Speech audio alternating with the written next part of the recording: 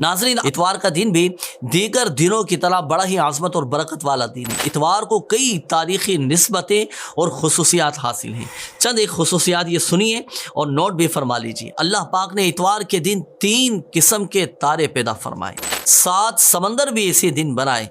तबरिस्तान, बहर किरमान, बहर कुलसुम, बहर हिंद, बहर ओमान, बहर रूम, बहर मगरिब, ये 7 समंदर भी इतवार के दिन बनाए। इसी दिन अल्लाह पाक ने आग को पैदा फरमाया, 7 ज़मीनों को पैदा फरमाया। इसी इतवार के दिन इंसान के साथ उसके आज़ाए सुजूद भी पैदा फरमाए। आज़ाए सुजूद कौन से? यानी दोनों हाथ, दोनों पाँव, घुटने और चेहरा तख्लीक किया। इसी दिन यानी इतवार के दिन ही 7 दिनों को पैदा फरमाया। इसी तरह इतवार के दिन की एक खुसूसियत ये भी है कि इतवार के दिन खेत बोना, दरख्त लगाना और मकान की तामीर करना ये बाइस बरकत है। आइए नाज़रीन, अब मैं आपको इतवार के दिन के 2 मखसूस अमाल अर्ज़ करने लगा हूँ और इन अमाल की और इन नवाफिल की फ़जीलत ये है कि अल्हम्दुलिल्लाह सवजल हाजतें पूरी हो जाएंगी। हाजतों के पूरा होने के लिए, जायज़ मकासद में कामयाबी के लिए ये इतवार के दिन का अमल है। अल्लाह पाक के आखिरी नबी सल्लल्लाहु अलैहि वसल्लम ने इरशाद फरमाया कि इतवार के दिन कसरत नमाज से अल्लाह पाक की वहदानियत बयान करो, क्योंकि अल्लाह पाक वाहिद है, उसका कोई शरीक नहीं।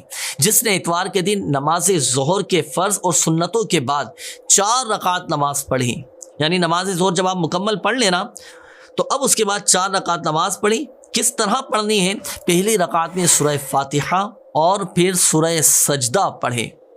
इसी तरह दूसरी रकात में सूरह फातिहा और सूरह मुल्क पढ़े, फिर तशहुद पढ़कर सलाम फेर दें। ये 2 रकातें मुकम्मल हुई। फिर आखिरी 2 रकात पढ़ने के लिए फिर खड़ा हो जाए और उनमें फिर सूरह फातिहा, पहली रकात में सूरह फातिहा और सूरह जुमा की तिलावत की, अल्लाह पाक से अपनी हाजत तलब की, तो अल्लाह पाक के ज़िम्मे करम पर है कि उसकी हाजत पूरी फरमा देगा। एक तो यह अमल हुआ।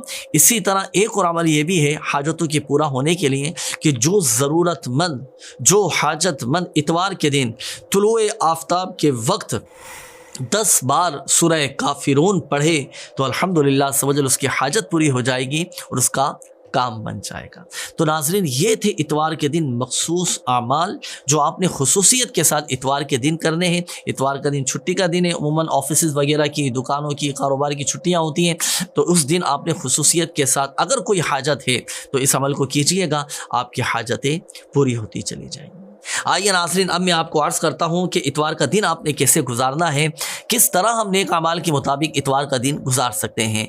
याद रखिए कि फ़ी ज़माना अगर हम नज़र दौड़ाएँ, मुआशरे में देखें तो कई ममालिक और बड़े बड़े शहरों में इतवार के दिन अक्सरियत की छुट्टी होती है, जिसकी वजह से नतीजतन होता क्या है कि रात देर से सोने और इतवार की सुबह ताख़ीर से उठने का रिवाज, जिसकी वजह से एक तादाद बेचारी नमाज फ़जर से महरूम रहती है। कुछ ऐसे भी हैं कि जो बिला वजह गली में, मोहल्लों में, घर में सारी रात जाग कर फजूल बातों में वक्त बर्बाद करते हैं और कुछ लोग तरह तरह के गुनाहों में बेचारे मशगूल रहते हैं। अलमान वल हफीज़, अल्लाह की पनाह। अगर इस दिन को हम अल्लाह पाक की इबादत, तिलावत कुरान, ज़िक्र व अस्कार, तस्बीहात, दुरूद पाक की कसरत में बसर करें तो इसकी बरकत से हमारे नामाए अमाल में नेकियों का ज़ख़ीरा होगा, नेक अमाल की हमें तौफीक होगी। और इस छुट्टी से फ़ायदा उठाने के लिए जल्दी उठें, सुबह सवेरे उठें, नमाज तहज्जुद अदा करें, फिर मस्जिद के पहली सफ़ में नमाज फ़जर बाजमात अदा कीजिए, नमाज इशराक, नमाज चाश अदा कीजिए, ज़िक्र व अज़कार में मसरूफ़ हो जाइए, दुरूद पाक में मशगूल हो जाइए।